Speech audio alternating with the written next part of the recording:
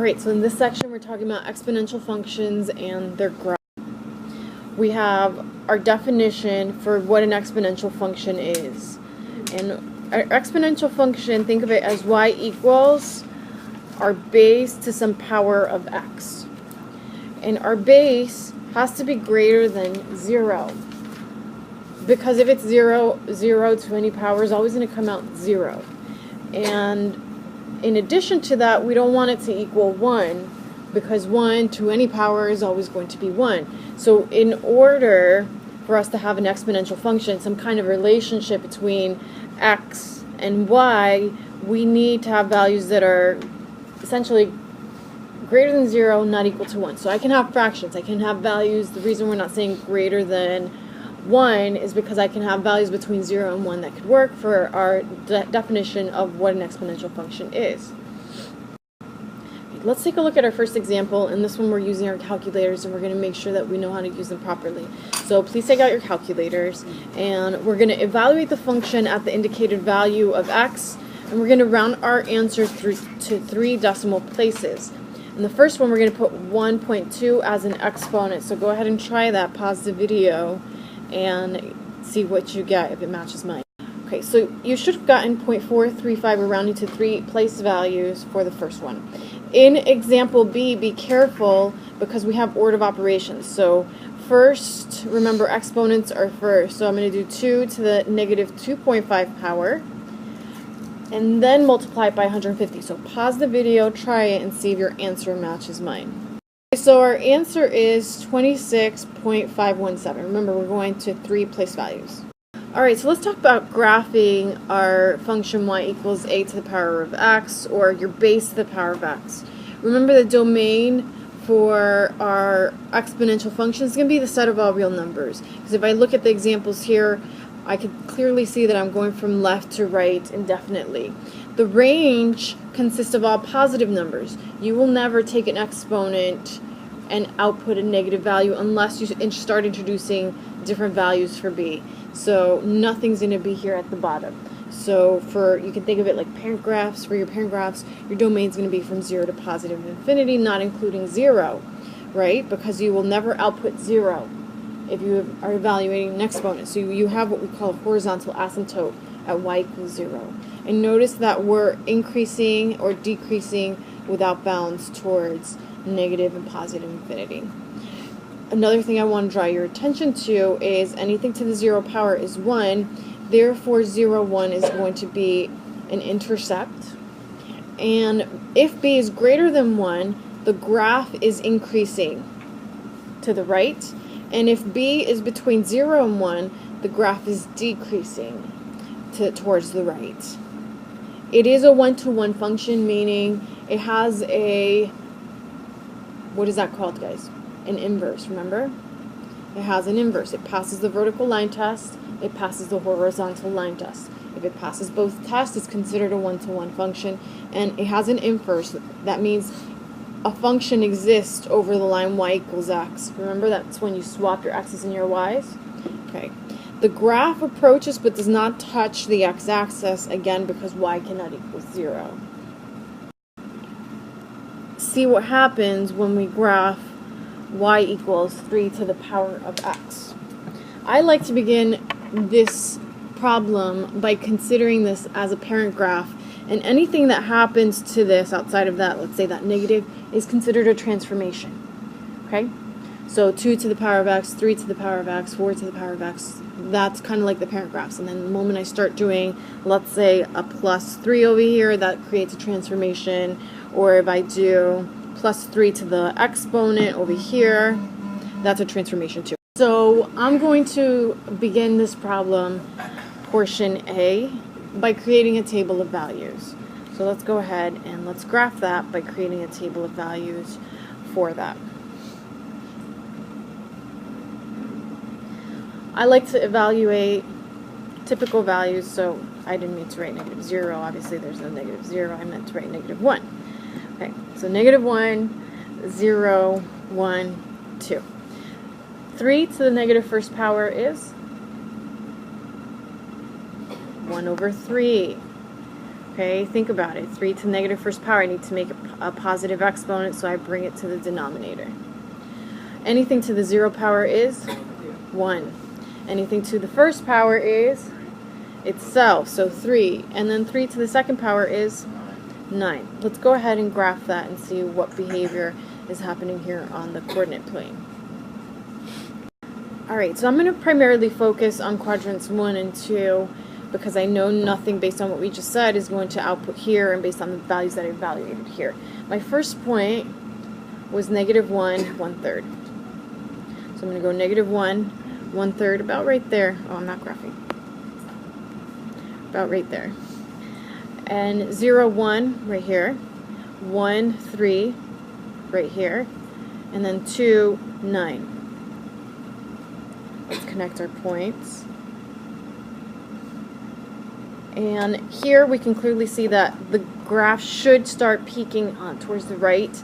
And as the values get smaller and smaller, it's going to start approaching the x-axis, but it will never equal it. It's never going to output 0. I'm going to get really, really small values, never equal to 0 though. Alright, let's take a look at B, and let's see what this negative does. What do you guys remember that negatives do to parent graphs? It reflects it. Good. So it's going to be a reflection. Let's figure out what kind of reflection it's going to be. So let's start by substituting values. I'm going to pick negative 2, negative 1, 0, 1. And let's see what happens when I do that. And let's, for fun, let's throw in 2. Alright, 3 to the negative second power. What does that do to my graph? Think about it. We're substituting a negative, negative 2 here.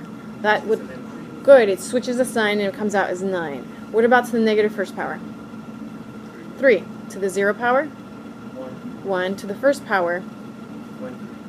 1/3, good. And then I get to the second power, I'm going to get 1/9.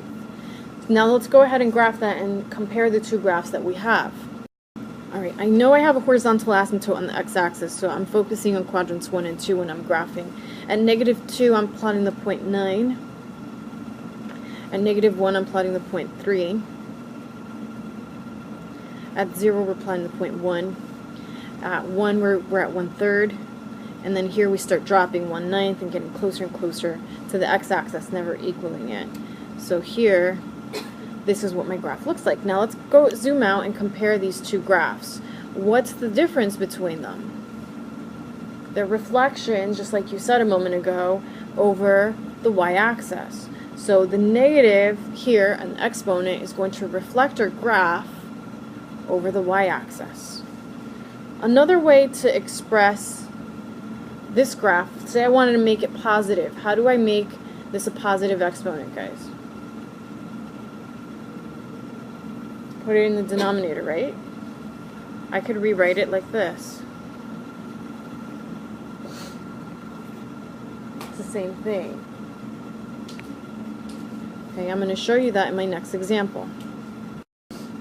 Okay, so here in example number 3, it says to graph the following two equations, and notice what I'm going to have you guys do. What should I expect based on what I just said to you? Good, that it's a reflection over the y-axis. It's just expressed a little bit differently. So let's go ahead and start by creating a table of values for both of these, and then we're going to graph them together and see what happens. So let's start here. Let's create a table of values for that. Let's pick negative 1, 0, 1, 2, and see what happens. 4 to the negative first power is 1/4. 4 to the 0 power is 1. 4 to the first power, 4. 4 to the second power, good. And now I'm going to do the same thing for this guy. See what happens. Because I know what's going to happen, I'm purposely going to pick some negative values.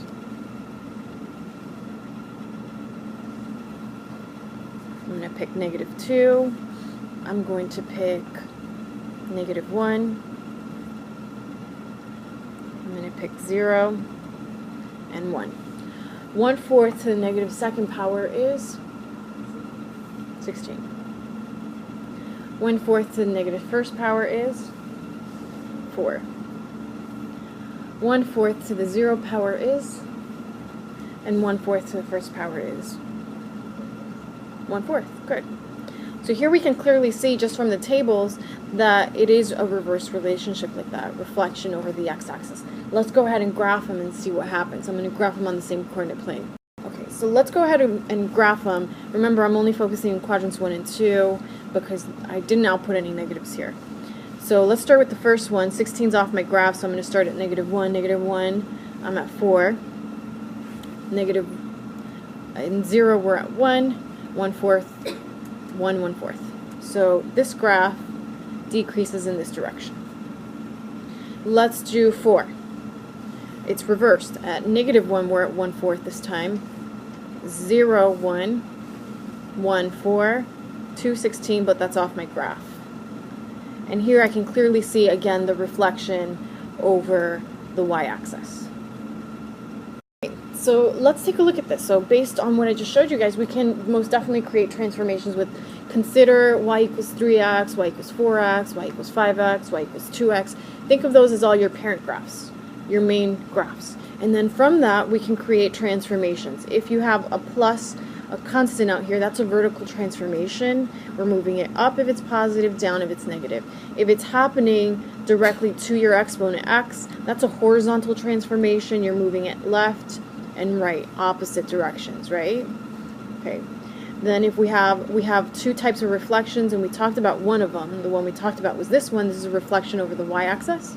And our other one, think about what actually will give you negative output. So the only way you're going to have a negative output for an exponent is if you're taking the negative at the end. So b to the power of x, and then you have times the -1. Now your outputs are all negative, so that's a reflection over the x-axis. You still have your vertical stretching and shrinking. You have your vertical stretching or shrinking if you're multiplying it by some factor c. And you have your horizontal stretching or shrinking if you have your exponent being multiplied by some factor c. Alright, so here's example 4. And we're using a graph that we already explored. We already explored y equals 4 to the power of x. And we're going to obtain the graph g of x is equal to 4 to the power of x plus 3. This plus 3 moves my graph how? Up 3. So I'm going to just take this parent, move it up 3, determine the domain and range of the function. So let's go ahead and graph the parent here and then create the transformation. Alright, so here's my parent. I'm using the same data that I had in example number 3, where we had at -1 we had 1/4, at 0 we had 1, at 1 we had 4, and now I'm going to go ahead and create the transformation to obtain g of x. How are we shifting it? Up 3 units. Good. So I'm going to go up 3. 1, 2, 3. 1, 2, 3, and then this one, 1, 2, 3. We're going to be a little bit off, but you guys will get the idea. My horizontal asymptote that was at 0 is also shifted up 3 units. It's now, let's do that in a different color, here. I'm going to actually do a bunch of colors to emphasize the concept that this is where your horizontal asymptote is. Let's go ahead and evaluate the domain and range of my transformed graph. What's the domain here? Negative infinity to positive infinity. We're still going, we didn't change that. It's still all the way from most left to most right. What about your range? Your range has shifted now. 3 to infinity. Are we including 3? No, we have an asymptote there, so we don't include it. So we're at 3, not including it because that's where our asymptote moved to, and towards positive infinity we're increasing. Alright, let's use the same parent and use the graph of f of x equals 4 to the power of x and create the transformation for g of x. What kind of transformation does that -2 to the exponent create? Right 2 units. Good. After we do that, we're going to determine the domain and range. So let's go ahead and input our parent graph. Alright, so here's our parent, and now we're shifting it right 2 units. So the point that's at -1, 1/4, let's shift that 2 units, so there's 1, there's 2. The point that's at 0, 1, shifting it right 2. The point that's at 1, 4, shifting it right 2. And let's go ahead, create our curve. Did this affect our domain? No, our domain is still from negative infinity to positive infinity. Did this affect our range? No, the range is still like the parent. It's from 0 to positive infinity. And remember, we have a horizontal asymptote as 0, so we don't want to include it.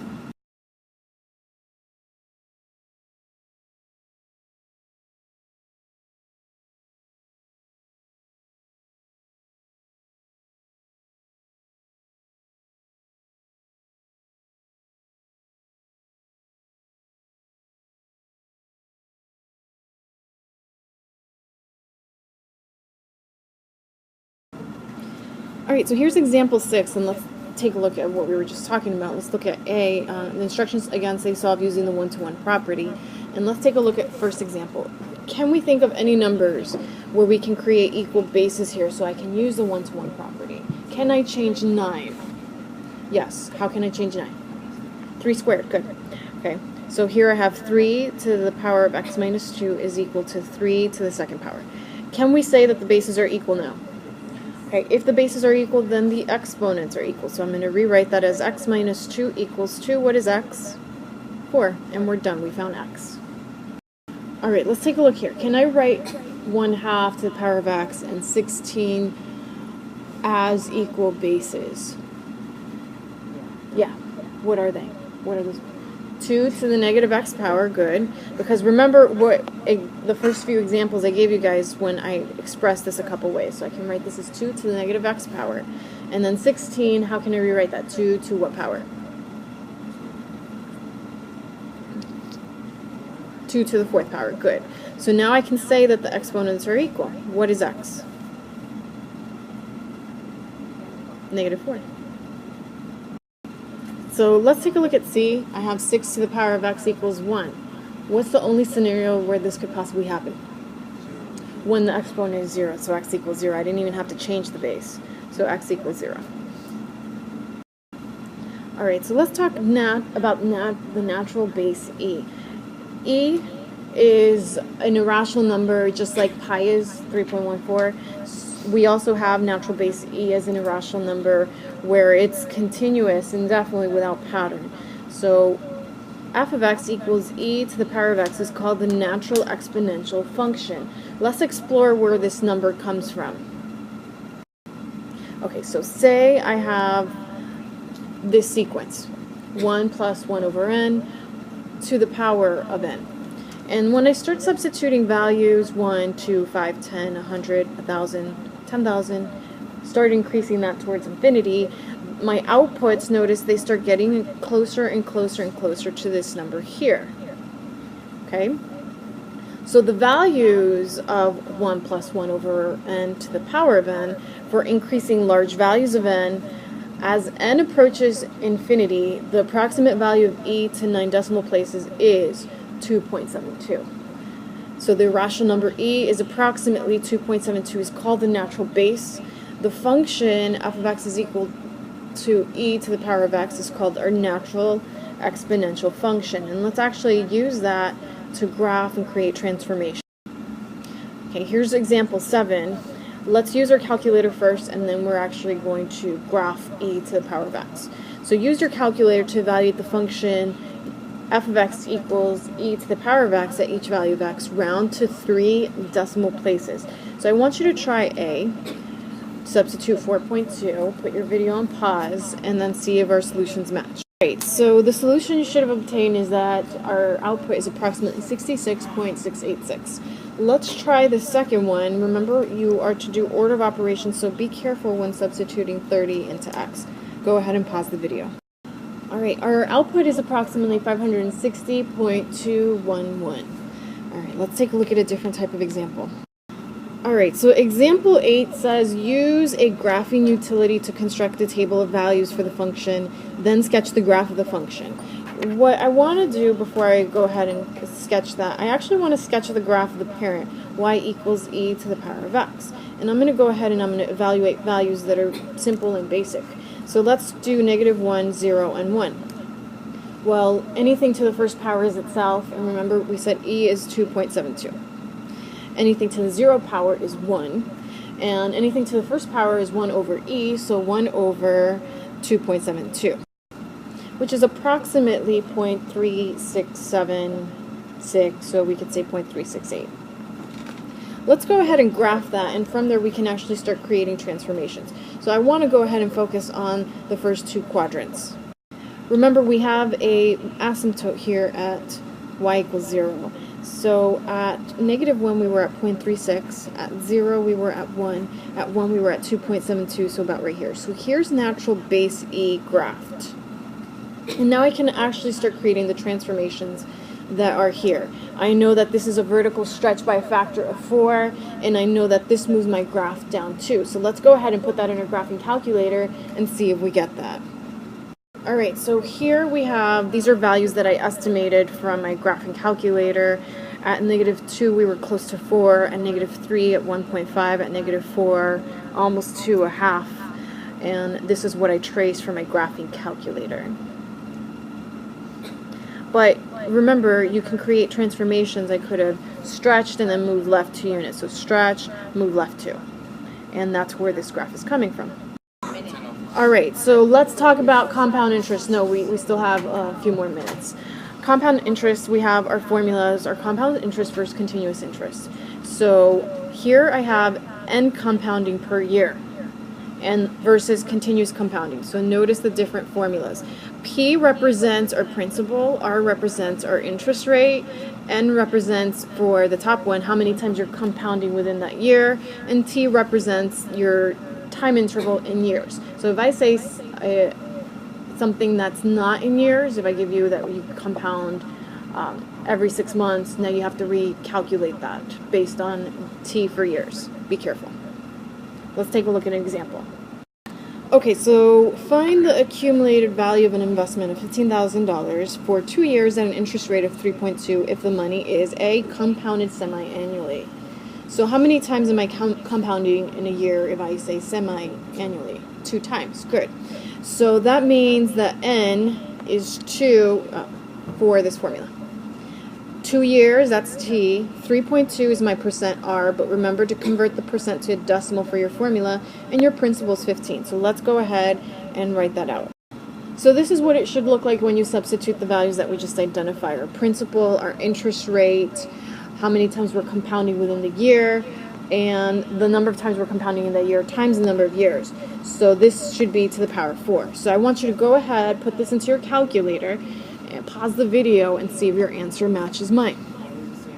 Alright, your answer for the first one should be $15,983.29.